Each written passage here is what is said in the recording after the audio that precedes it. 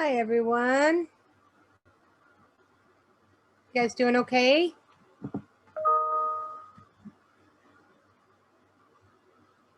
Oh, I got a chat. Oh, hi, sirs. Oh, it's okay. Yeah. For me, it's good night. Sir, it's late. Good morning. Morning. After this, it's my bedtime. So they're like, will you teach Psyc100? I'm like, sure. They go, okay, we'll see you at 7. I'm like, what? 7 in the morning, right? They're no.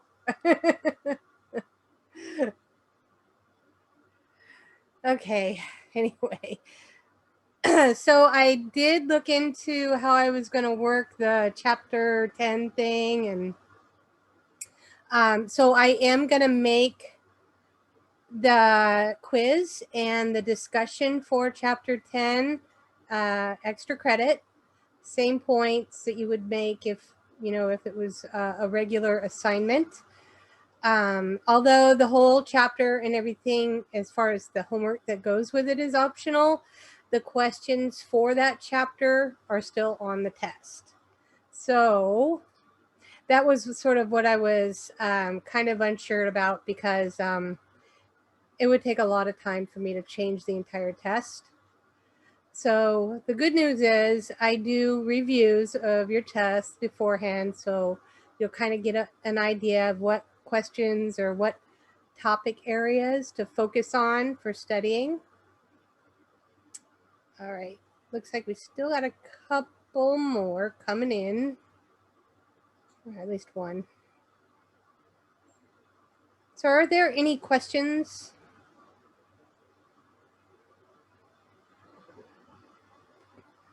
Oh, my day was good. I ran on Sundays I like to do my running. So I ran my 7 miles, but now I'm tired. So I'm tired. I'm exhausted. So I don't know why I do. Yeah, I like to run on the weekends sometimes. Sometimes I'll do it during the week. But to me, it's relaxing because I can shut everything out and just sort of like zone out and not have to worry about work and all that stuff. So, yeah. Okay. All right. I think okay. We're good. I'm going to go ahead and start the chapter if there's not any other questions. It's just kind of other than the chapter 10 extra credit thing, it's sort of the same old, same old. All right. Let me get this up.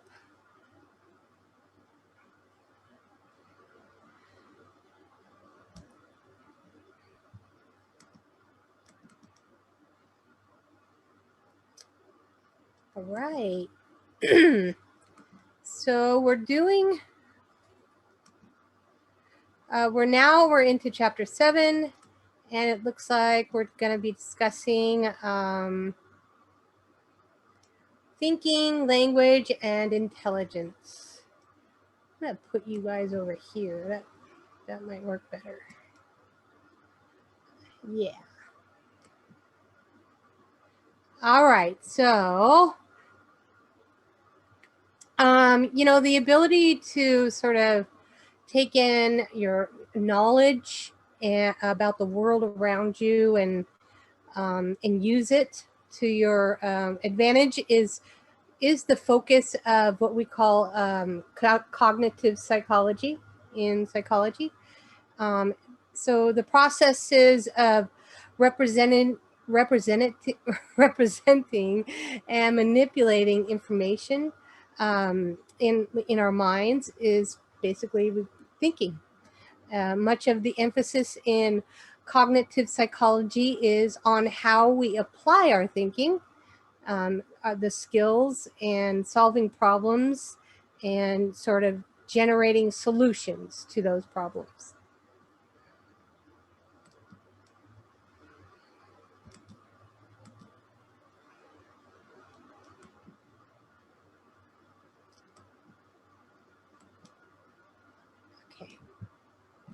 All right.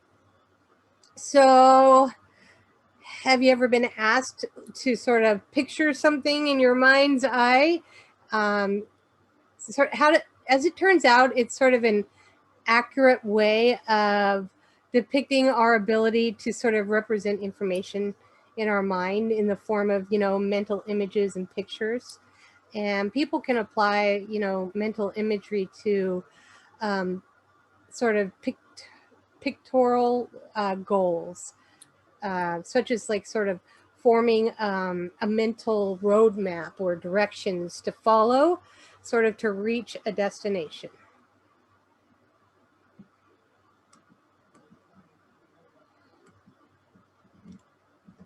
So the enormous number of things we've encountered, everything from like, the foods and clothes and animals, rocks, um, and so on, are sort of grouped in our minds in sort of mental categories. We call those concepts. Concepts allow us to sort of order and organize objects and events and ideas on the basis of sort of shared features or characteristics. In a library, the books are grouped by topics. Chemistry books, they share a space with other chemistry books, and then text relating to the Renaissance will be all together, and then concepts are grouped in the mind in sort of in a similar way, where these mental categories will help us classify the contents of our like mental library, our lexicon. There are different types of concepts and the functions that concepts serve, like logical and natural concepts. So logical concepts are sort of clearly defined by a set of rules or properties, like being a registered voter. So there's rules to register as a voter. Where natural concepts, they really don't have a set of defining features. They have characteristic features instead. Its members must have at least some of the characteristics, um, like a bird. There are many different kinds of birds, but they all sort of have identifiable characteristics. Like they'll have wings. Whether or not they can fly is a different story, but they all tend to have wings, right? Here, so the example. So, for example, a distinction between natural and logical concepts kind of can surprise you. You might learn like a tomato, pumpkin, and olive are all actually fruit. Um, and then French fries can actually be classified as vegetables. Hopefully you knew that one, but I wouldn't really think of like an olive as a fruit, but it is.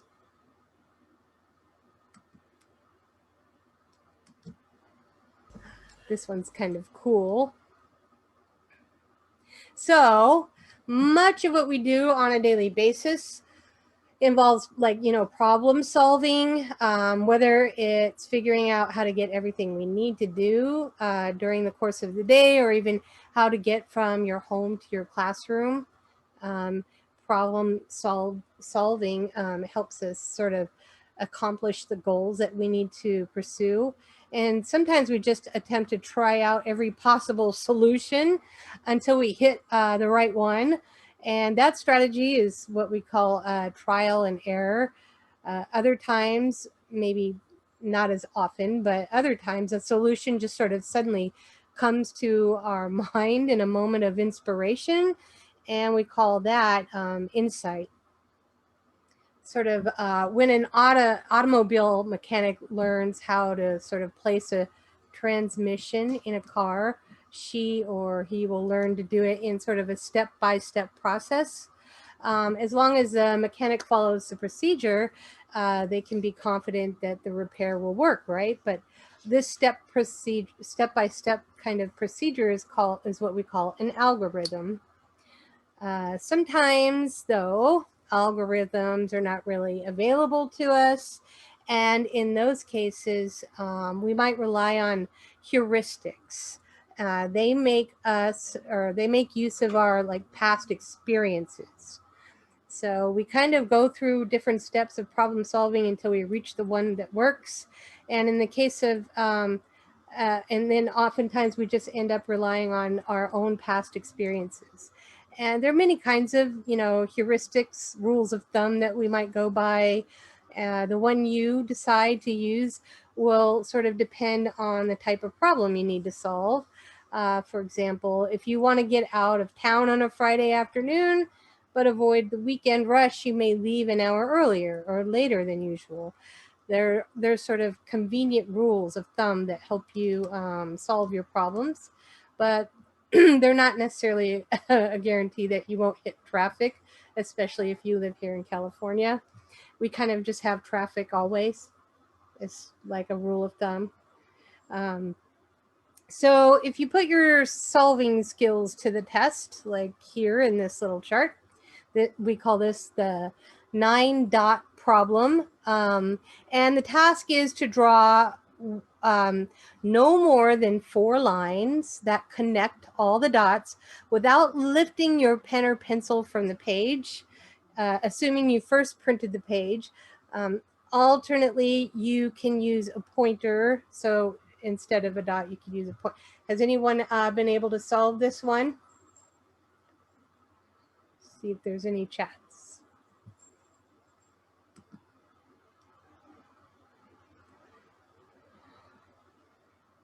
Right, Sergalin. Has anyone been able to solve this problem, this 9-dot without? You must make 4 lines. You must make 4 lines that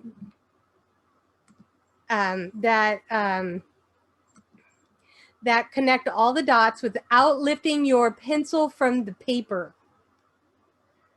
So I'll tell you what the solution is. Let's see. So if you follow my pointer here, the way you would, so this is where sort of, what do they call them? Creative thinkers would be able to solve this problem. And it is by sort of thinking outside the box. Typically you would think, well, the rules are you have to stay inside this so-called box, right? You don't necessarily have to. It just says 4 lines without lifting your pencil. So if I went dot, that's 1, dot 2, and then up 3, and down 4. Got it? Pretty good, huh? So if I go outside the box here a little bit, I've touched all of them, right? There you go. That's 4 lines. Okay. Here's another one. So the task for this one is to move only 3 dots of the dots to make a downward facing triangle. Which 3 dots would you move? Where would you place them? Let's see. I actually solved this question by myself. Like okay. I spent like 10 minutes. It's not too hard if you... this one was super easy for me. How about you? Yeah. It's hard. Like when I figured out it was actually easy, but like I was really confused at first. Uh-huh. Yeah. Well, I can look at this little triangle and I see a pattern here, right? If that pattern here stays stationary, then the dots on the outside of this pattern, if you rearrange them, you can make it upside down. So you transfer this dot to the bottom, you transfer the 2 side dots to the top here, and voila, you have an upside down triangle. I heard my email. I'm hoping it's not someone having trouble getting in, so let me check. I remember seeing a similar like a challenge, but with toothpicks, and the toothpicks are arranged in a way that looks like fish, and the fish is looking one way. And I think the challenge was to like move only twice or three times. I don't know how many times, but and to make the fish look the other way, just with like one or two moves or something like that. It sounds very similar to Yeah, the games right now. yeah, yeah. These are fun. They're good to like exercise your brain and maybe kind of make you feel stupid a little bit. So, okay. And then let's see, where's this next one? All right.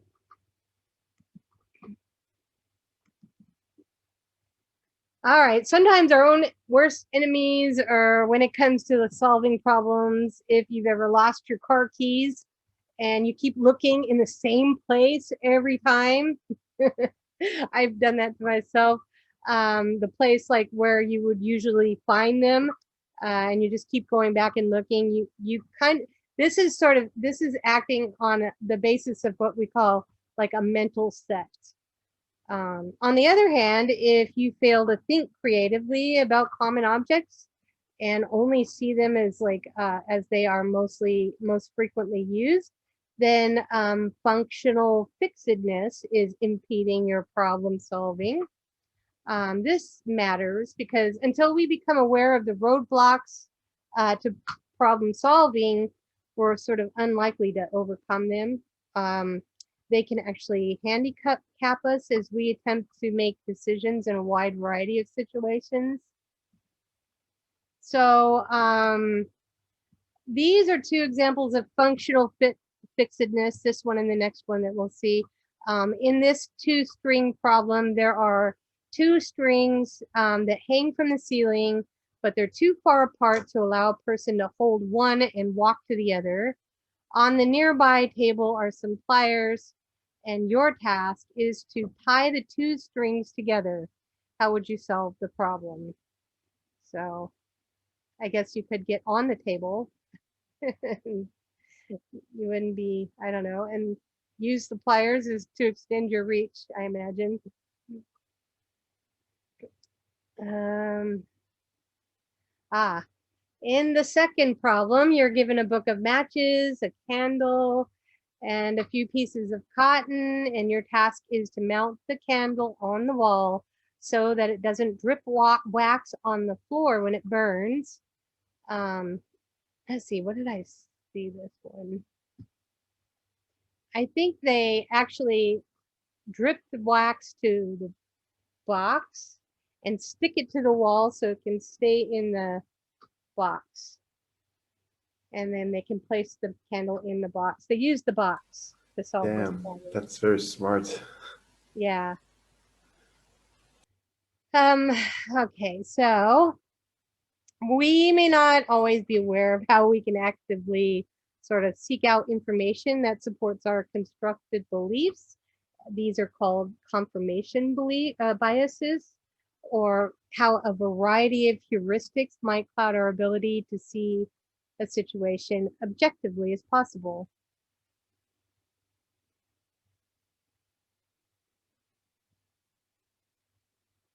Okay, so to quote that famous poet, Robert Frost, who's one of my favorites, he said, "Two roads diverged in a yellow wood. I took the one less traveled by, and that has made all the difference." So you can kind of think, you can relate this program or poem to creativity. You know, if you take the road less traveled by, you thought up something different on your own, you know, and so on. This can actually be helpful. And when you look at a problem and see sort of a multitude of possible answers, each of which must be analyzed on its own merits, you engage in what we call divergent thinking. On the other hand, sort of seeking a single answer to a problem is what we call as convergent thinking.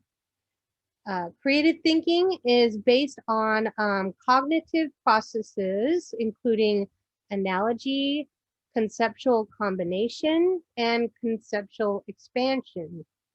Analogy is like using a comparison between two things based on their similar features or properties, sort of likening the actions of your heart to a pump.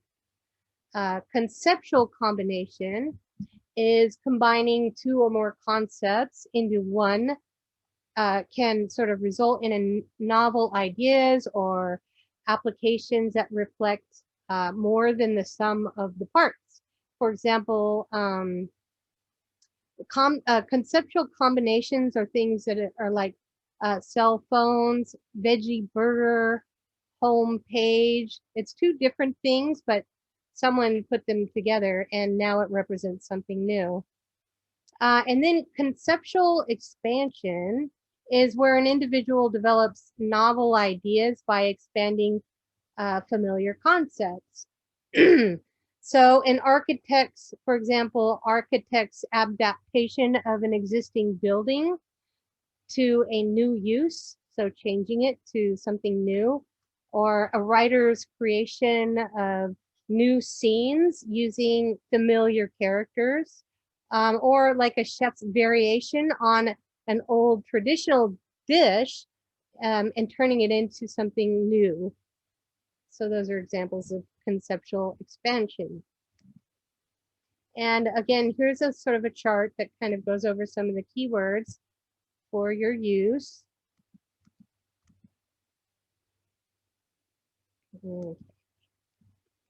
So now we move into, I think, language. And, you know, it'd be kind of strange. It can't really picture life without the ability to communicate with other people. Even people who are not able to speak will learn how to communicate in some way. So, and, you know, we use language for this purpose. It's in language, it's typically organized according to the rules of grammar in order to sort of convey meaning and verbal expressions.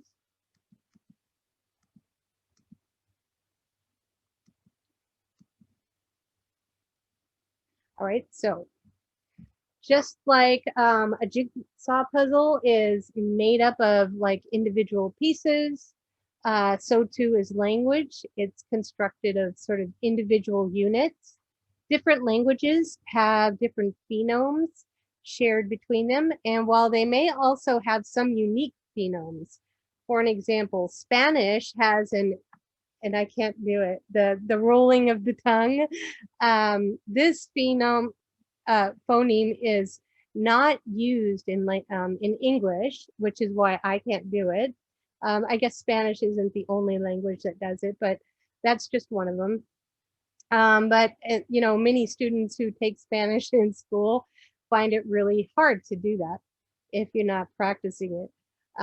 Words are also made up of sort of individual meaning units called morphemes, which include word parts like parts of words like prefixes and suffixes.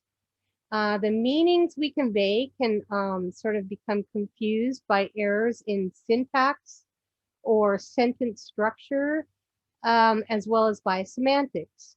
Sort of think about how often language can lead to confusion if like if the speaker or listener have different understandings of what's being said, or if it's said slightly different, if it has a different accent, I guess, and so on.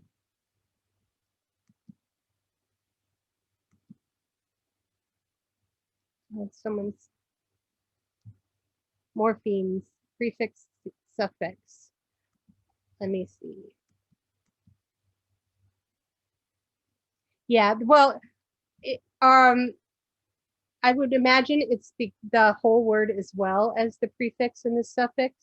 It's the parts of the word. So, you know, some words, let's see.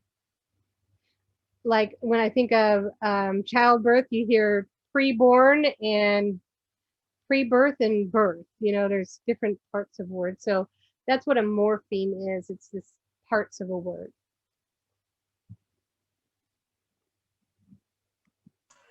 Sorry, are you saying it's the whole word pre-birth?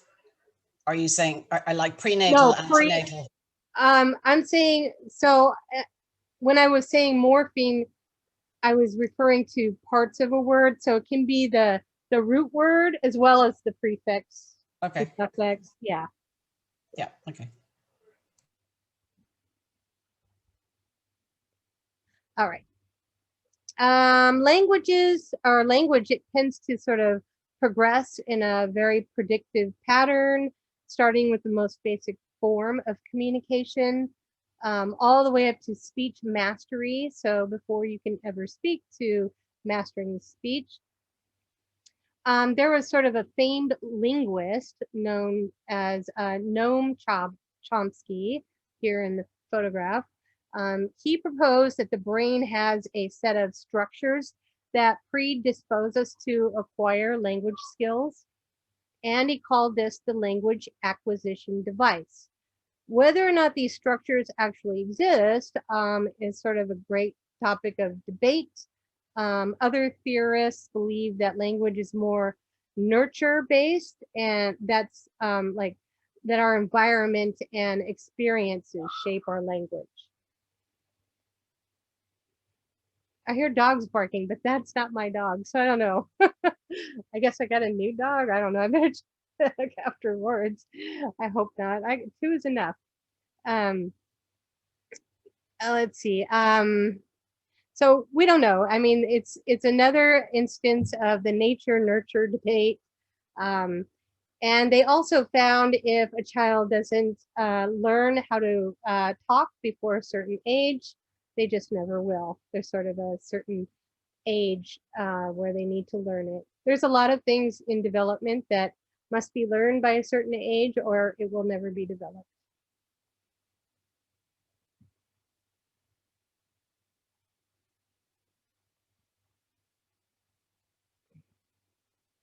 And here's another one of the charts.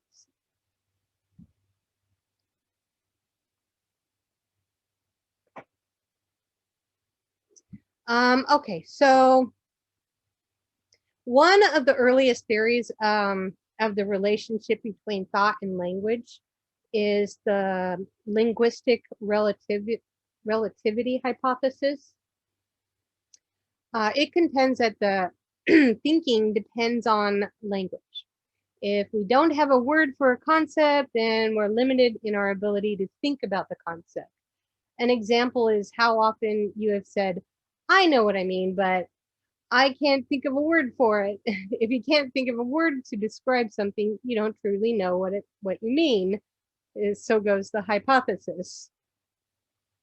So support for the strict form of the theory that language determines how we think and how we perceive the world has been somewhat weak. It is clear that language does influence, but it doesn't determine our thoughts. Sort of an example to think about the male and female pronouns that we use and how they affect our expectations of the world around us. If someone says, I'm going out with the guys, do you expect their friends to be all male? Or does you guys refer to sort of a gender non-specific group of people?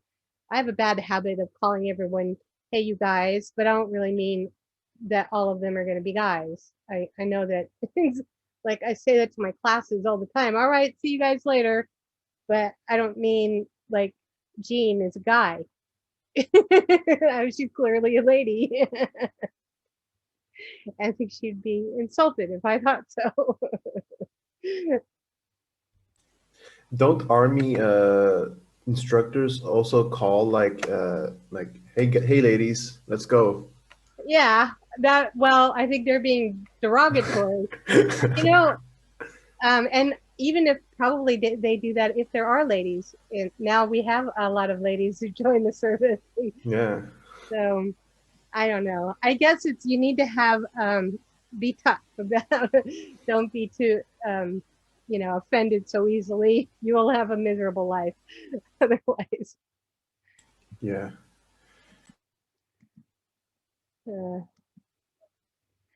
It's like trying to read people's minds and assume they meant something mean by it, when they didn't.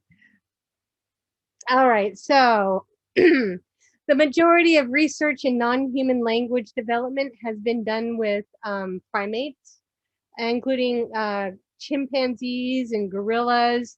The use of symbolic language, including sign language, and use of other symbols for communication has been somewhat effective, though the extent to which these animals really use language in the human sense versus merely engaging in just imitating behavior of their controllers continues to be the debate. So they don't know how much they really are, if they're really thinking in those terms or what.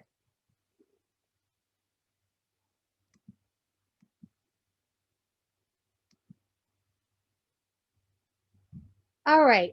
So if your entire class is asked, what does it mean to be intelligent? It's likely there will be a difference of opinion. All right. We also tend to use the term intelligence if we have difficulty in precisely defining it. So don't feel bad if you stumble with the definition. Even experts continue to debate what the meaning of intelligence is. A widely used definition of intelligence from noted expert David Weschler is the aggregate. Oh, stop it! No barking.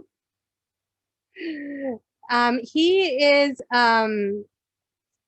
David Weschler. He created the Weschler's intelligence scale, and he is the aggregate or global capacity of he thought that their capacity of the individual to act purposely or to think rationally and to deal effectively with his environment, as well to get to some of the different theories of intelligence.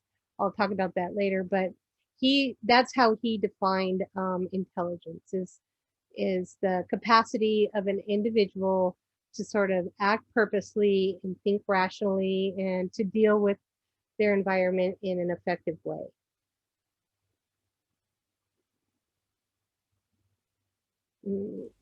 Could the ability to solve problems indicate intelligence? Yeah, absolutely. Yeah. Because like we face many different kinds of problems every day, and it may vary from different topics to different places. So yeah. I always like heard like from my father that like there can be intelligent people from anywhere. Even a goat herder can be intelligent, but the thing is, he uses his intelligence in a way to lead the herd and avoid the wolves and and because he's intelligent, he may be able to find like the best grass on the best dates or the best water for the sheep. He'll have a bigger flock than the next guy, right? Yeah. But I think society sort of thinks of intelligence wrongly. You know, intelligence isn't necessarily that, you know, you go to college and then you become intelligent. Intelligence is how well are you able to learn? Really? How well can you learn? How quickly can you learn? And use that knowledge appropriately. Basically. Because usually college is just, I mean, most of the time it's just memorizing things and making habits of those memorizations. That's why I like having my students dig and learn more information on their own with what I give them. So instead of just like throwing these vocabulary words at you and then you memorize them and put them on a test and okay, here's your A or B or C, see you later. Like that, I don't know how useful is that. I don't know. Thanks for making us more intelligent, teacher. You're welcome. It will give you a diploma maybe in the future, right? But it doesn't necessarily say you're smart. Okay, let's move on before we hurt some feelings. Okay. All right, so, oh, intelligence tests. Yes, these are fun little ditties. I hate them. The first intelligence test that we had, it was later called an IQ test. IQ meant intelligence quotient. It was developed in the early 1900s in France, actually. It was the initial, I, I don't, the early test measured a child's intelligence based on the relationship between the child's mental age and the chronological age. So were they 5, 6, 7? The developers of this approach, one was Alfred Binet and the other Theodore Simon. They compared the child's mental age to the child's chronological age as a measure of intelligence. Later, William Stern devised a formula for IQ. It was by dividing the mental age by chronological age and then multiplying the result by 100 as expressed by the formula IQ equals mental age divided by chronological age times 100.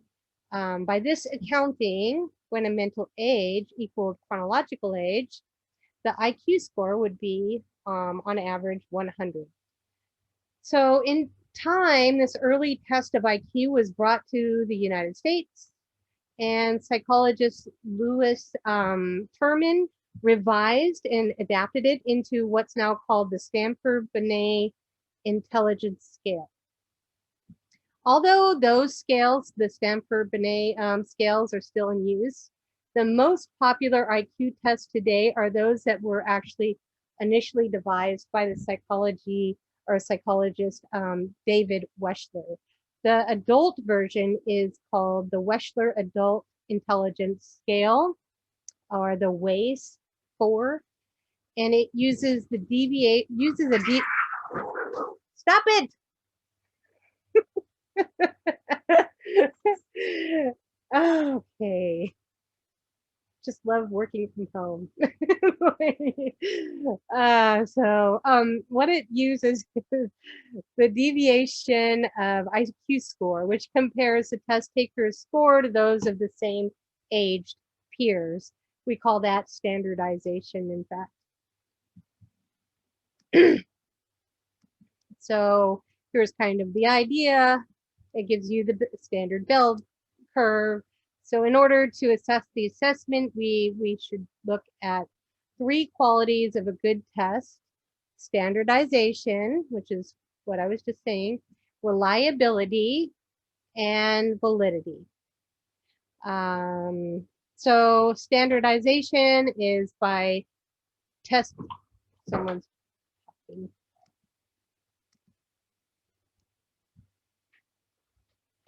Yeah, they've done more tests now about EQ, emotional quotient, versus in the intelligence quotient.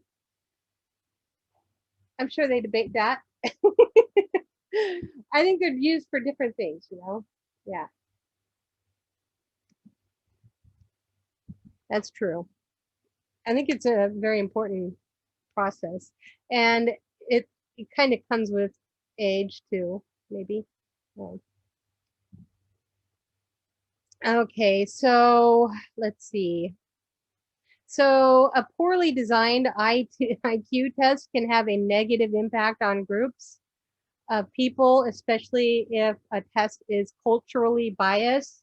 It doesn't pick up subtleties in a specific culture. It can come out wrong. So it's why we need to consider the role of culture fair tests, or what we call culture reduced tests. Here we see in this bell curve sort of the normal distribution of IQ scores. So 95% of the public will fall between the 70 and 130 range. Yeah. 68% between 85 and 115. Let's see, what do we got? All right, so people have often talked about gender differences or possible gender differences in men and women and cognitive abilities. That is really overstated. The truth is, males and females are way more similar than they are different as far as, you know, intelligence goes. Some general trends tend to repeatedly emerge in research. So yeah, perhaps most important thing to keep in mind is a comment made by a lady named Diane Halpern. She was the former APA president, that there simply is no evidence to support the belief that one sex is smarter than the other. I've actually seen that like they're always like I think every year or something. I don't know if it's every year or like they regularly make tests on like IQ like on people, and they find out that men generally are uh, on both spectrums, are like both super smart and both super dumb. Um, I kind of have a lot of theories based on that. I think our tests will not necessarily pick up intelligence. I think our schools, because I'm a teacher, I have sort of like teacher biases. I think a lot of our schools, especially for younger people, are not especially good to, as far as teaching males appropriately. I have 3 boys, and I know that being a mom to 3 boys, they are highly energetic. They tend to learn more if they can be physical, whereas girls will tend to sit and they're studious and they'll listen. Well, not necessarily all of them, but you know, in general, more often, you'll see that girls can tend to be more ideal students than what teachers would like. So they don't take the time to sort of structure their classes to fit the different types, you know, different types of learners, let's say. And so this can be, I think, tough on the boys, and they can be assumed to be not intelligent when in fact it's just because they're boys and they're not being taught intelligently, if you ask me. So I don't know. If I always had to like reteach my kids over the summer, and I didn't make them like sit there on their fannies. They do much better if they're able to move around. So until they get older, then you make them sit on their fannies. But so, What do you but teach that's differently? Like, what's the different techniques that you teach? Like, I mean, let's say you said that you make them relearn things. Like, let's say if it's like chemistry, right? How do you like teach them chemistry? well, I wouldn't teach them chemistry because that's not in elementary school. Not really. I mean, I mean, yeah. yeah, I'm talking about very young. Yeah. When they're young, they're moving around and they're always in the corner because they won't shut up. Like, Perhaps you making them talk a remember? lot. Well, the girls do talk. I don't know. I think maybe the girls talk more, but the boys are more active. They can't sit. So if you let them, you know, sit on their desks, march around, and you're talking to them and involving them in the curriculum, they're more apt to learn and enjoy it, I think. I don't know. Unless, I don't know, you have a really harsh school. I also heard, and I don't know if I believe it, but they used to have, you know, schools where they separate the girls and the boys. They tend to calm down. The girls will calm down, the boys will calm down. Now there's not this competition going on. Who's the prettiest? Who's the strongest? You know, and now they're just there to learn. I heard it actually helps. I believe that it's true because I went to a male school for 2 years, Oh, and during that 2 years, it was like one of the best times in my life, yeah, because like um, everyone's like looking like everyone's purpose is to kind of have fun because I mean, obviously, everyone is bored when nothing is happening, but you always want to have fun. But when I was in like public school, where it was like mixed, everyone would there was like drama would go on a lot because yeah. Because people there's would fight over competition. the most benign, like most little things, and it would not make sense. You're And starting to confirm my suspicions that it is true. Like, yeah. I kind of believe it is true. I think people should have the option to choose this. It's very nice. Yeah, if I was, you know, my kids were younger and I had the money, I would put them in male only.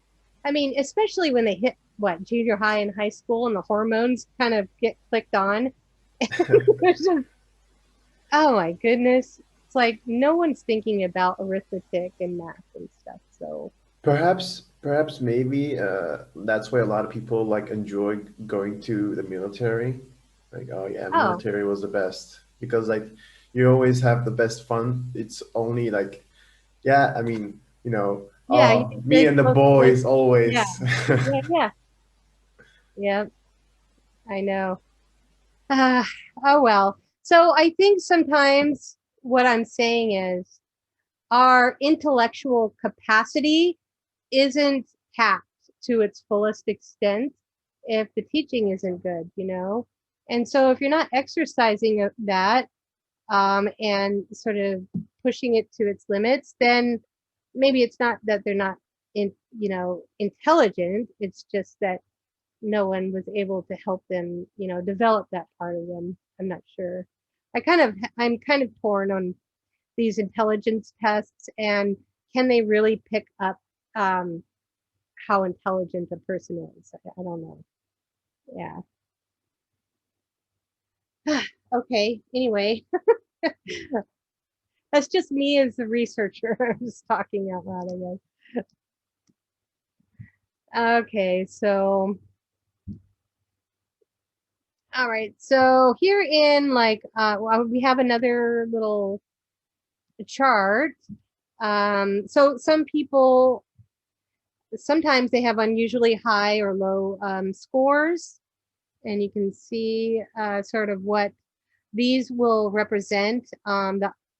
Those who have IQ scores that are around 70 or below, um, they have sort of significant. They're considered to have very significant deficits in their adaptive abilities, and they might actually be classified as having an intellectual disability of some kind. This used to be called mental retardation, but we don't really use that term anymore because it began to be thought of as a sort of a mental or as a pejorative, calling someone a name. So we don't we don't say that anymore. So this table sort of shows characteristics of individuals across different levels of intellectual disability. The needs of these children depend largely on the severity of their intellectual disability. Whenever possible, children with intellectual disability are included in regular classrooms to help integrate them in the general school population. This practice is called mainstreaming. It's if it's not possible, if the deficits are too severe or would adversely impact their own development or affect other students, they're put into like specialized educational settings. Um, at the other end of the IQ spectrum are those who are sort of gifted, or they're called that, which is generally defined on the basis of an IQ score of about 130 or more. Um, so IQ ranges and prevalence data based on the following sort of international classification of disease and related health problems. And that's where this comes from.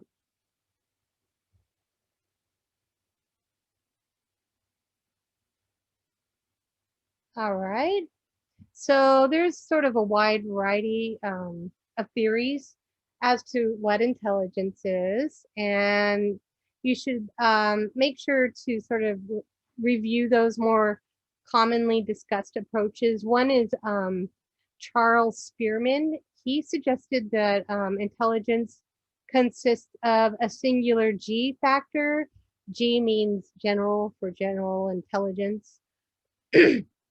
He also noted that specific abilities such as match skills also contribute to performance on particular tests along with G.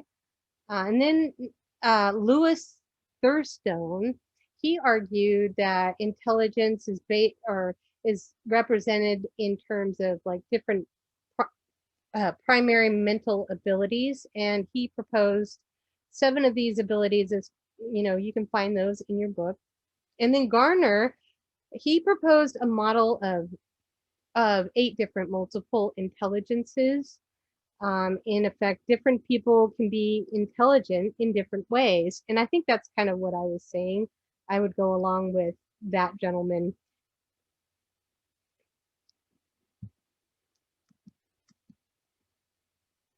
And and then don't forget Robert Sternberg.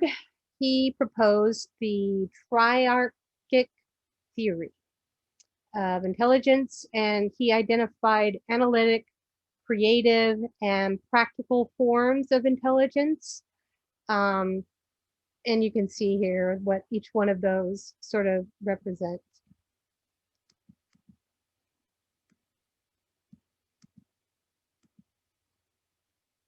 And here is sort of a nice little chart again. All right, so twin studies and adoption studies can find a significant contribution to IQ, but that doesn't really tell us the whole story. It's clear that our environment is also an important contributor to IQ. So again, that's sort of more of like, how well is a person able to teach a young person, right? An example is the level of intellectual stimulation and enrichment in the child's home or their school. Are you pushing them to their fullest ability? Also, we find it's not simply, you know, a nature versus nurture, but it's kind of a combination of both of those things. You are born with a certain degree of intelligence. I mean, we do see people that are born with deficits, so it would be common sense to think that there are certain people maybe born with more of it, right? So there's different people fall on a different scale. Let's see. Investigators sort of often find ethnic or racial differences in performance on IQ tests, with white and European American children generally scoring about 15 points higher on the average than African American children when we look at group trends. And I would say that was probably because of environmental reasons. However, there are various within groups, and that these differences are often larger than those between the groups. So the genetic differences explain these trends. Tend to ignore a number of environmental factors, as I was saying, and can sort of explain those differences. So, you know, it depends on maybe where you grow up, what's available to you, and so on.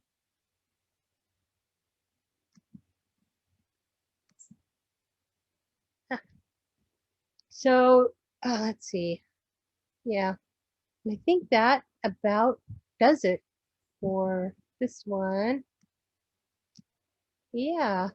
Okay, so let me see. Someone posted a kind of a neat video, I thought.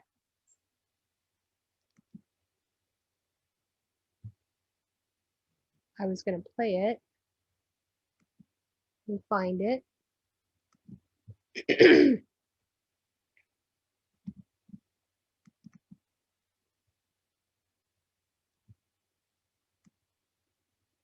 Awesome. Oh, yeah. Someone, does anyone remember who did this one? I think it was.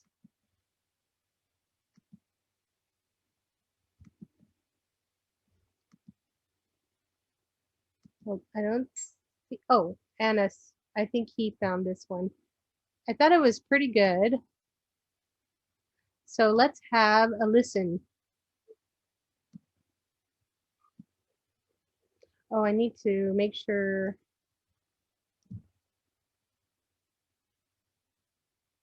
that, well, hold on a moment. Sorry. Just so you can hear it well. There it is. Okay.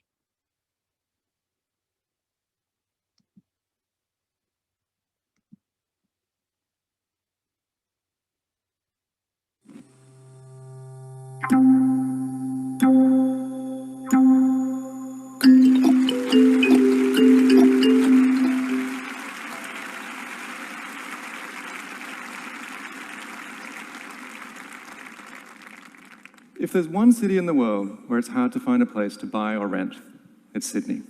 And if you've tried to find a home here recently, you're familiar with the problem. Every time you walk into an open house, you get some information about what's out there and what's on the market. But every time you walk out, you're running the risk of the very best place passing you by. So how do you know when to switch from looking to being ready to make an offer? This is such a cruel and familiar problem that it might come as a surprise that it has a simple solution. 37%.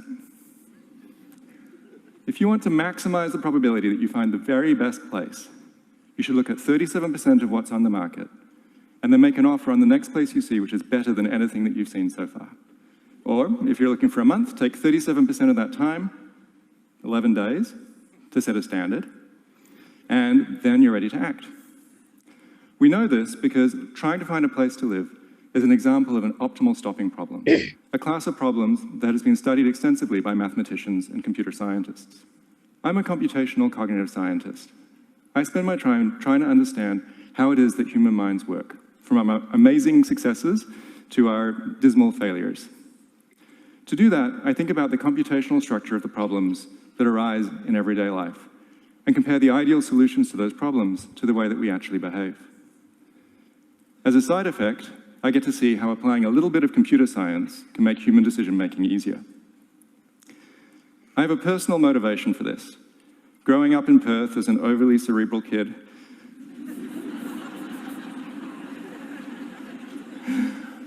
I would always try and act in the way that I thought was rational, reasoning through every decision, trying to figure out the very best action to take. But this is an approach that doesn't scale up when you start to run into the sorts of problems that arise in adult life. At one point, I even tried to break up with my girlfriend because trying to take into account her preferences as well as my own and then find perfect solutions was just leaving me exhausted. She pointed out that I was taking the wrong approach to solving this problem, and she later became my wife. So.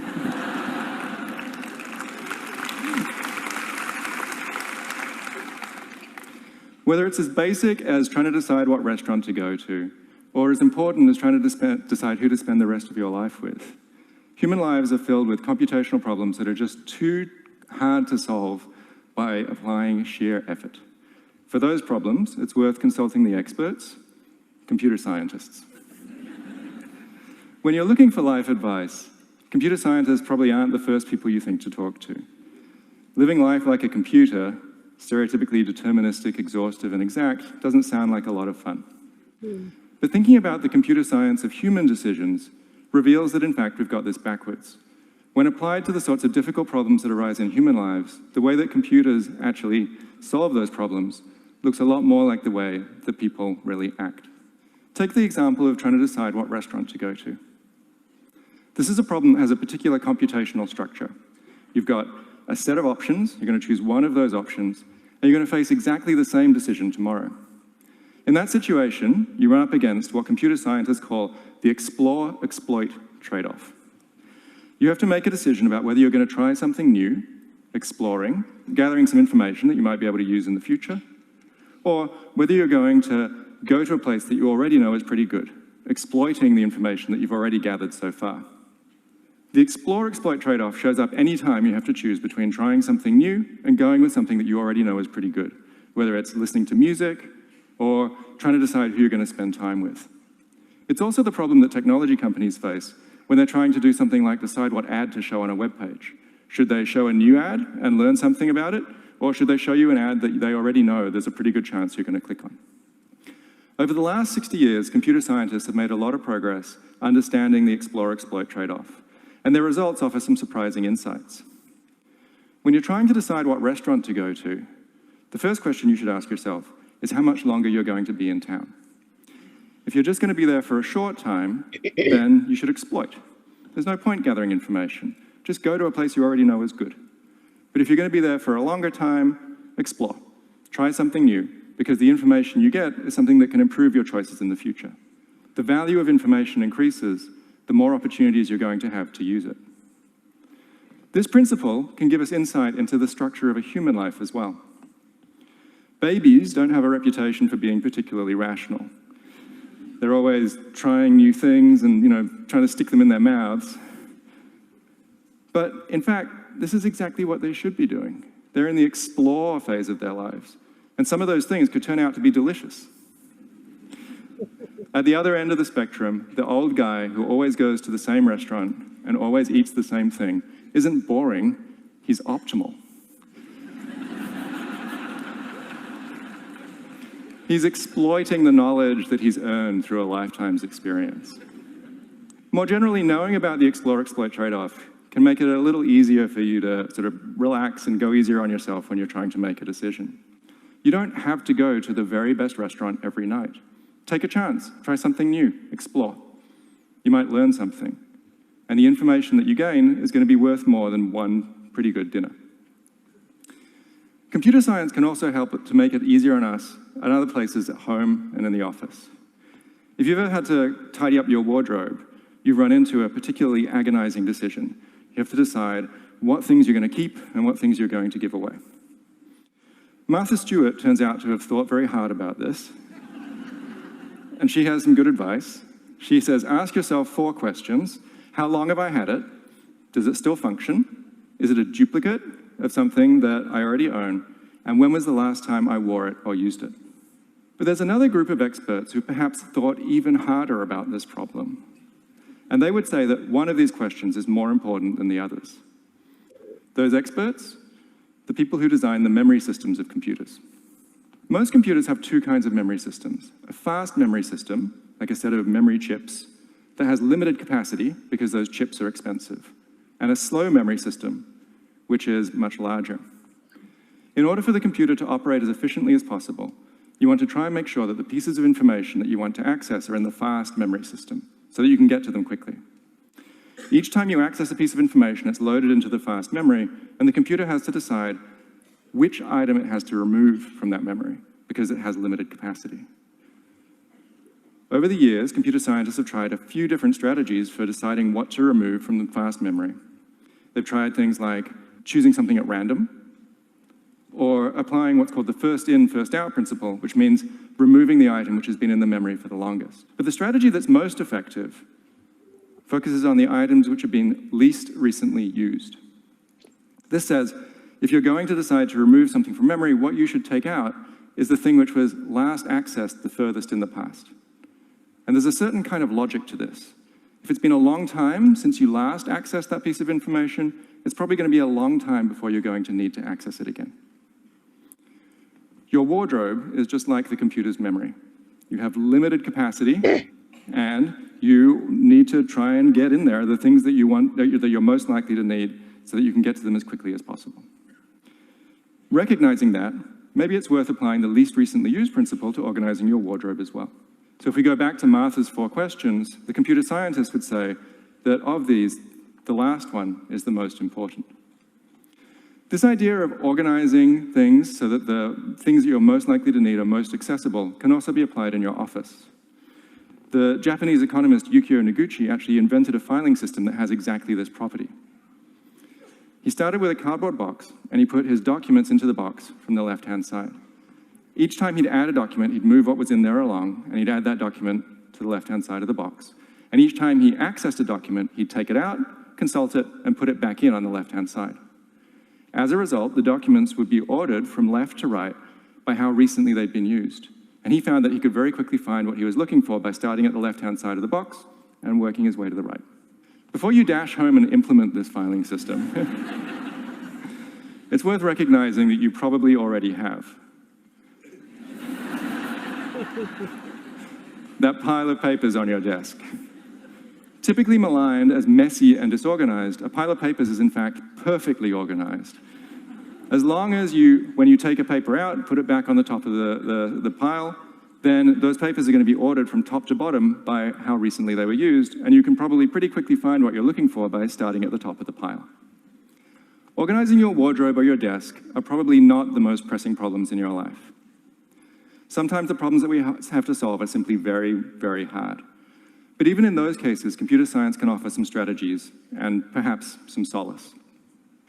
The best algorithms are about doing what makes the most sense in the least amount of time. When computers face hard problems, they deal with them by making them into simpler problems, by making use of randomness, by removing constraints, or by allowing approximations. Solving those simpler problems can give you insight into the harder problems, and sometimes produces pretty good solutions in their own right. Knowing all of this has helped me to relax when I have to make decisions. You could take the 37% rule for finding a home as an example. There's no way that you can consider all of the options, so you have to take a chance. And even if you follow the optimal strategy, you're not guaranteed a perfect outcome. If you follow the 37% rule, the probability that you find the very best place is, funnily enough, 37%. You fail most of the time, but that's the best that you can do. Ultimately, computer science can help to make us more forgiving of our own limitations. You can't control outcomes, just processes. And as long as you've used the best process, you've done the best that you can. Sometimes those best processes involve taking a chance, not considering all of your options, or being willing to settle for a pretty good solution. These aren't the concessions that we make when we can't be rational. They're what being rational means. Thank you.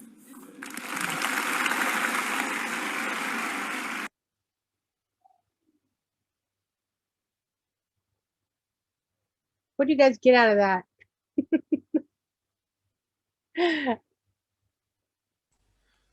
Pile all your stuff on top of each other.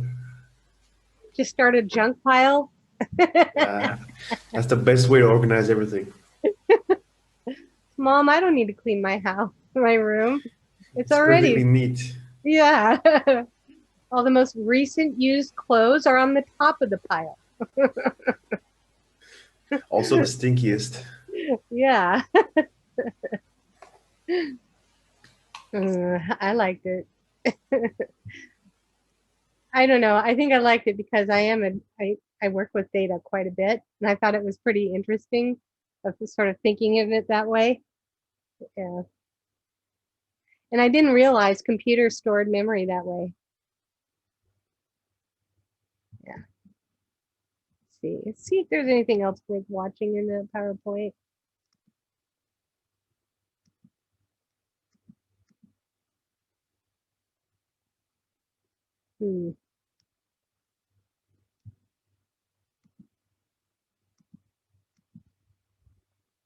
I have one more, and then we'll go. This one is on the language part of that chapter. It's another TED Talk.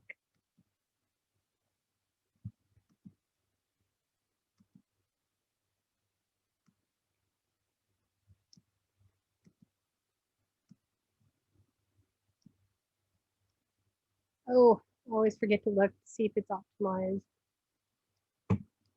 Okay.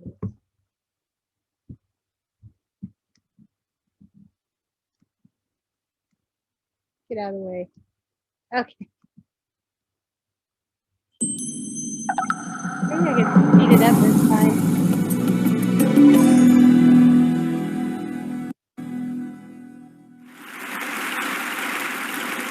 So I'll be speaking to you using language because I can. This is one of these magical abilities that we humans have. We can transmit really complicated thoughts to one another. Right. So what I'm doing right now is I'm making sounds with my mouth as I'm exhaling. I'm making tones and hisses and puffs, and those are creating air vibrations in the air. Those air vibrations are traveling to you, they're hitting your eardrums, and then your brain takes those vibrations from your eardrums and transforms them into thoughts. I hope. Right? I hope that's happening. So because of this ability, we humans are able to transmit our ideas across vast reaches of space and time, right? We're able to transmit knowledge across minds. I can put a bizarre new idea in your mind right now. I could say, imagine a jellyfish waltzing in a library while thinking about quantum mechanics. Right? Now, if everything has gone relatively well in your life so far, you probably haven't had that thought before. Right? But now I've just made you think it through language. Right? Now, of course, there isn't just one language in the world. There are about 7,000 languages spoken around the world. And all the languages differ from one another in all kinds of ways. So some languages have different sounds, they have different vocabularies, and they also have different structures, very importantly, different structures. That begs the question, does the language we speak shape the way we think? Now, this is an ancient question. People have been speculating about this question for forever. Charlemagne, Holy Roman Emperor, said to have a second language is to have a second soul. Strong statement that language crafts reality. But on the other hand, Shakespeare has Juliet say, what's in a name? A rose by any other name would smell as sweet. Well, that suggests that maybe language doesn't craft reality. These arguments have gone back and forth for thousands of years. But until recently, there hasn't been any data to help us decide either way. Recently, in my lab and other labs around the world, we've started doing research, and now we have actual scientific data to weigh in on this question. So let me tell you about some of my favorite examples. I'll start with an example from an Aboriginal community in Australia that I had a chance to work with. These are the Cook Tire people. They live in Pomporao at the very west edge of Cape York. And what's cool about Cook Tire is in Cook Tire, they don't use words like left and right. And instead, everything is in cardinal directions, north, south, east, and west. And when I say everything, I really mean everything. You would say something like, oh, there's an ant on your southwest leg, or move your cup to the north, northeast a little bit. In fact, the way that you say hello in Cook Tire is you say, which way are you going? And the answer should be north, northeast in the far distance. How about you? So imagine as you're walking around your day, every person you greet, you have to report your heading direction. That would actually get you oriented pretty fast, right? Because you literally couldn't get past hello if you didn't know which way you're going. In fact, people who speak languages like this stay oriented really, really well. They stay oriented better than we used to think humans could. We used to think that humans were worse than other creatures because some biological excuse, oh, we don't have magnets in our beaks or in our scales. No, if your language and your culture trains you to do it, actually, you can do it. There are humans around the world who stay oriented really well. And just to get us in agreement about how different this is from the way we do it, I want you all to close your eyes for a second and point southeast. Now keep your eyes closed, point.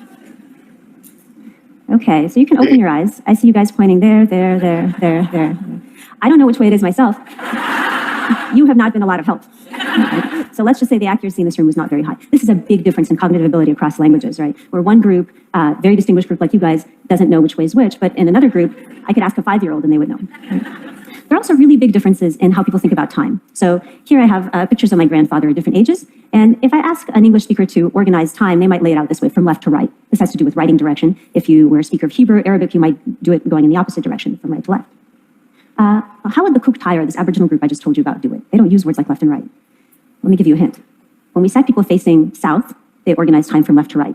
When we sat them facing north, they organized time from right to left. When we sat them facing east, time came towards the body. What's the pattern? East to west, right? So for them, time doesn't actually get locked on the body at all. It gets locked on the landscape. So for me, if I'm facing this way, then time goes this way. If I'm facing this way, then time goes this way. If I'm facing this way, time goes this way. Very egocentric of me to have the direction of time chase me around every time I turn my body. For the Cook Tire, time is locked on the landscape. It's a dramatically different way of thinking about time. Here's another really smart human trick. Suppose I ask you, how many penguins are there? Well, I bet I know how you'd solve that problem if you solved it. You went 1, 2, 3, 4, 5, 6, 7, 8. You counted them, right? You named each one with a number, and the last number you said was the number of penguins. Now, this is a little trick that you're taught to use as kids. You learn the number list, and you learn how to apply it. A little linguistic trick.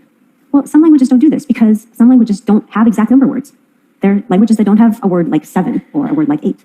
And in fact, people who speak these languages don't count, and they have trouble keeping track of exact quantities. So for example, if I ask you to match this number of penguins to the same number of ducks, you would be able to do that by counting, but folks who don't have that linguistic trick can't do that. Languages also differ in how they divide up the color spectrum, the visual world. Some languages have lots of words for colors, some have only a couple words, light and dark, and languages differ in where they put boundaries between colors. So for example, in English, there's a word for blue that covers all of the colors that you can see on the screen, but in Russian, there isn't a single word. Instead, Russian speakers have to differentiate between light blue, голубой, and dark blue, синий. So Russians have this lifetime of experience in language distinguishing these two colors. When we test people's ability to perceptually discriminate these colors, what we find is that Russian speakers are faster across this linguistic boundary. They're faster to be able to tell the difference between a light and a dark blue. And when you look at people's brains as they're looking at colors, say you have colors shifting slowly from light to dark blue, the brains of people who use different words for light and dark blue will give a surprise reaction as the colors shift from light to dark, as if, ooh, something has categorically changed. Whereas the brains of English speakers, for example, that don't make this categorical distinction don't give that surprise, because nothing is categorically changing. Languages have all kinds of structural quirks. This is one of my favorites. Lots of languages have grammatical gender. So every noun gets assigned a gender, often masculine or feminine, and these genders differ across languages. So for example, the sun is feminine in German, but masculine in Spanish, and the moon the reverse. Could this actually have any consequence for how people think? Do German speakers think of the sun as somehow more female-like and the moon somehow more male-like? Actually, it turns out that's the case. So if you ask German and Spanish speakers to, say, describe a bridge, like the one here, bridge happens to be grammatically feminine in German, grammatically masculine in Spanish. German speakers are more likely to say bridges are beautiful, elegant, these stereotypically feminine words, whereas Spanish speakers will be more likely to say they're strong or long, these masculine words. Languages also differ in how they describe events, right? So you take an event like this, an accident. In English, it's fine to say he broke the vase. In a language like Spanish, you might be more likely to say the vase broke or the vase broke itself. If it's an accident, you wouldn't say that someone did it. In English, quite weirdly, we can even say things like, I broke my arm. Now, in lots of languages, you couldn't use that construction unless you are a lunatic and you went out looking to break your arm and you succeeded, right? If it was an accident, you would use a different construction. Now, this has consequences. So people who speak different languages will pay attention to different things depending on what their language usually requires them to do. So you show the same accident to English speakers and Spanish speakers. English speakers will remember who did it because English requires you to say, he did it, he broke the vase. Whereas Spanish speakers might be less likely to remember who did it if it's an accident, but they're more likely to remember that it was an accident. They're more likely to remember the intention. So two people watch the same event, witness the same crime, but end up remembering different things about that event. This has implications, of course, for eyewitness testimony. It also has implications for blame and punishment. So if you take English speakers and I just show you someone breaking a vase and I say he broke the vase, as opposed to I say the vase broke, even though you can witness it yourself, you can watch the video, you can watch the crime against the vase, you will punish someone more, you will blame someone more if I just said he broke it, as opposed to it broke. Right? The language guides our reasoning about events. Now, I've given you a few examples of how language can profoundly shape the way we think, and it does so in a variety of ways. So language can have big effects, like we saw with space and time, where people can lay out space and time in completely different coordinate frames from each other. Language can also have really deep effects. That's what we saw with the case of number. Having count words in your language, having number words, opens up the whole world of mathematics. Of course, if you don't count, you can't do algebra. You can't do any of the things that would be required to build a room like this or make this broadcast, right? This little trick of number words gives you a stepping stone into a whole cognitive realm. Language can also have really early effects, what we saw in the case of color. Right? These are really simple, basic perceptual decisions. We make thousands of them all the time, and yet language is getting in there and fussing even with these tiny little perceptual decisions that we make. Language can have really broad effects. So the case of grammatical gender may be a little silly, but at the same time, grammatical gender applies to all nouns. That means language can shape how you're thinking about anything that can be named by a noun. It's a lot of stuff. And finally, I gave you an example of how language can shape things that have personal weight to us. Ideas like blame and punishment or eyewitness memory. These are important things in our daily lives. Now, the beauty of linguistic diversity is that it reveals to us just how ingenious and how flexible the human mind is. Human minds have invented not one cognitive universe, but 7,000. There's 7,000 languages spoken around the world. And we can create many more. Languages, of course, are living things that we can hone and change to suit our needs. Now, the tragic thing is that we're losing so much of this linguistic diversity all the time. So we're losing about one language a week, and by some estimates, half of the world's languages will be gone in the next 100 years. And the even worse news is that right now, almost everything we know about the human mind and the human brain is based on studies of usually American English-speaking undergraduates at universities, right? That excludes almost all humans, right? So what we know about the human mind is actually incredibly narrow and biased, and our science has to do better. I want to leave you with this final thought.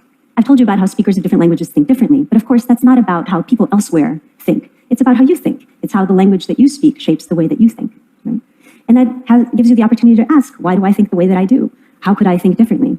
And also, what thoughts do I wish to create? Thank you very much.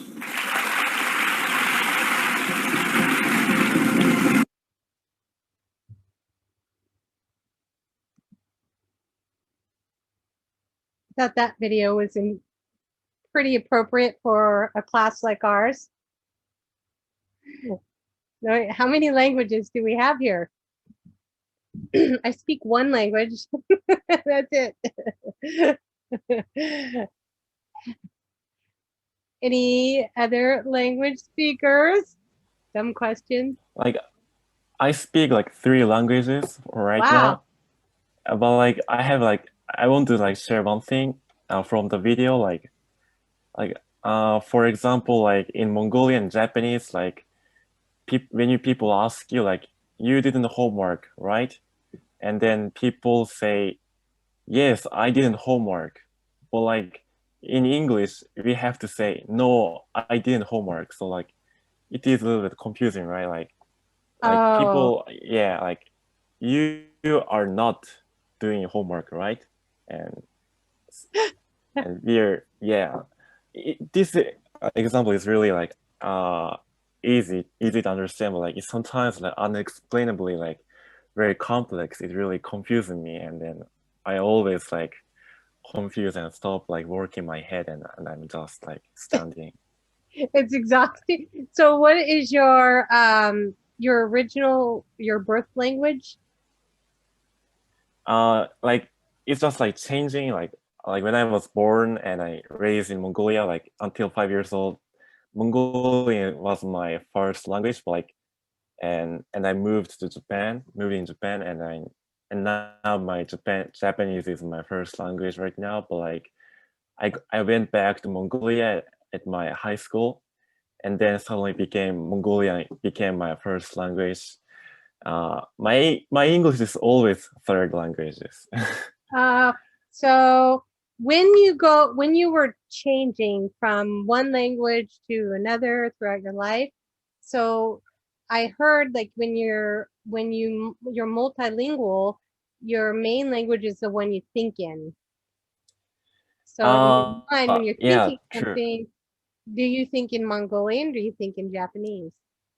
It is actually like mixed, really mixed. Oh, that's Like confusing.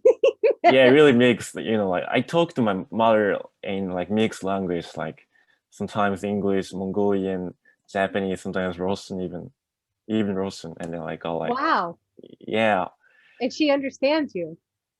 yeah, she understands me because like she speak mixed language often, and they got like so That's really quite. complex. I have trouble understanding my kids, and they only speak English, so that would be really rough.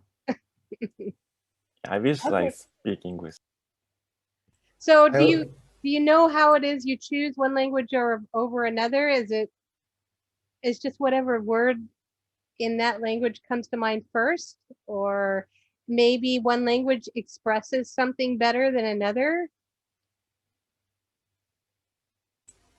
I think it's more like what you're used to that moment because um, it's my situation is kind of different because my English is better than my Turkish and my Chinese. I was born in Taiwan, so I know Chinese. I lived there for like 10 I lived in Taiwan and China for 14 years. Anyway, so um, if I was to like watch a YouTube video, which because the reason my English is so good is because I spend so much time online, and because like because and most of the time, I mean almost like 99% of the time I'm on like an English website or watching an English video. So if I'm like watching, if I just like watched a 30-minute or one hour documentary which is in English, I will automatically think in English. But if I didn't, if I was like not using my phone outside, hanging out with my friends, I will definitely be thinking in Turkish. Okay. 'Cause you're going to be Yeah, using that language.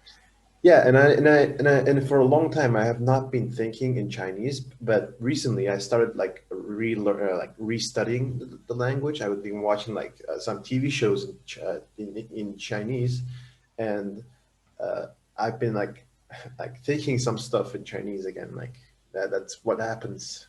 Wow. So I wonder if I know that I've heard different theories that um, learning more than one language helps sort of increase your intelligence. And then I've heard the opposite, that it doesn't. But I've also heard that when you get older and you start, like a lot of people will have dementia, that it will help them not lose their, I guess, their cognitive abilities as fast if they try to learn another language. So I don't know. Maybe I should learn another language. Like one thing that resonated, like when the speaker, I think a lot of like I can see it a lot in Turkish people when they're trying to learn English, is that in Turkish, the pronouns are not gendered. It's neutral. Like Oh, we use the word "o" to like say "oh." When we say like, for example, we have you, me, and they is used for like he, she, it, everything. We don't have a gender thing. So when students learn to use the word she or he, they always like confuse it a lot. And really? yeah, and it's even more confusing when it's German, because I'm learning German right now, and everything has every word has a gender. So does Spanish and some other languages. Yeah. Yeah, and in Turkish we don't even have the word the, like you know how I mean Chinese and I don't know Japanese has, but even Chinese doesn't have the word the also. So interesting. Huh. But you know, I don't think it changes people fundamentally if they are different, you know, if they speak one language versus another. I think we all have the same kind of life experiences, maybe. I mean, at a very fundamental level. I think people get to more information, get information access more easily if Ah, like right now, if you want to get more information and you live in somewhere that's not in America or England, if you learn English, it's like you just found a key that solves everything to your problem, because on the internet half of the websites are English.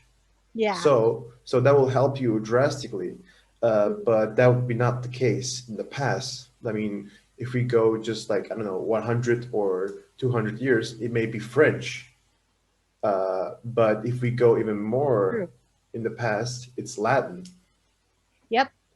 Yep. That was the main language. or Yeah. Greek or And some Arabic. languages have just died off and others have sort of sprouted up. It's interesting. Yeah. Yeah. All right, guys. Anybody have questions about anything for so far? Like this is not about like chapter 7. I have Uh-huh. question about the grade of discussion board. Oh, okay. Yeah, For your grade? yeah. Like I want to know like how I missed one point because I want to fix it. Oh, Yeah. let's see. You're one of those. Circle it. Is it for the discussion for chapter 6? Yeah, chapter 6. I got 9, 10 out of 10. Out of 10.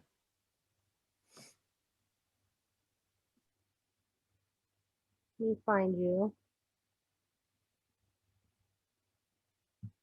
Whoa.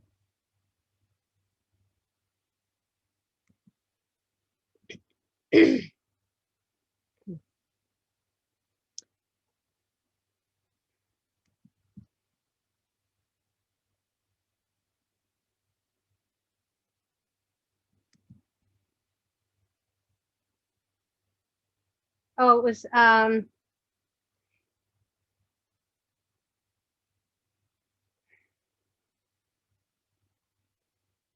it was one of the responses was kind of a little too generic. Oh, all right. Yeah. Oh, that one. I see. Thank you. Yeah. Like I was thinking. That might be. Yeah. Yeah. It's kind of Exactly. like nice post. Thank you. Thank you. I mean, you All right. didn't say exactly that, but that is the gist of what it was. So. All right, guys. I'm gonna let you all go. It was nice chatting with you. Also, Sorry, I have a question. All right. For discussion for the next week. We need to for chapter 8. We need to find another topic. Yes, so it'll be based on whatever chapter. So now that we went 6 chapters, you got an idea of kind of what I'm looking for as far as, so I was Yes. suggesting the ideas and stuff for those chapters. Now I'm letting, for the rest of the chapters, I'm putting it into your hands. You can talk about anything as long as it has to do with the topic of that chapter. Okay. Okay. Use your Thanks. imagination, make it interesting.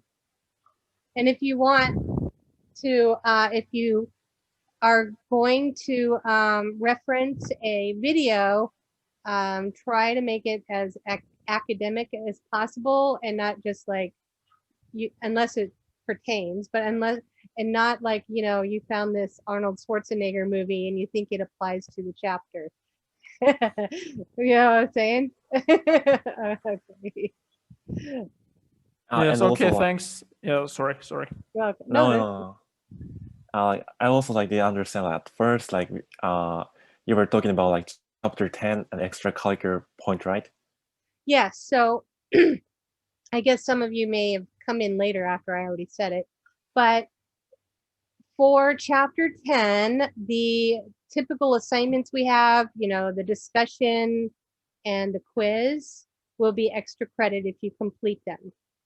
Same points that you would for normal assignments. So they are optional. If you choose to do them, there will be extra credit for them. But chapter 10 questions on the exam will still be on the exam. Oh, It would take too much time to change the exam. I do a review before your exam, so you'll know what from chapter 10 will be on there. then we should do it, right? Yeah. All right. Okay. Thank you. All right, guys, I'll see you later next Sunday. Yes. Have a good evening. You too, sir. Thank you. Thank you. Yeah. Have a good week. Bye. Yes. Thank too. you. Bye. Nice Bye. day. See ya.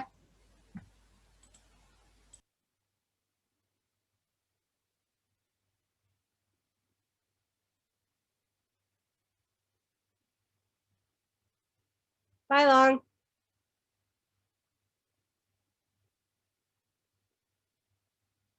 All right. I'm ending it unless one of you has a question.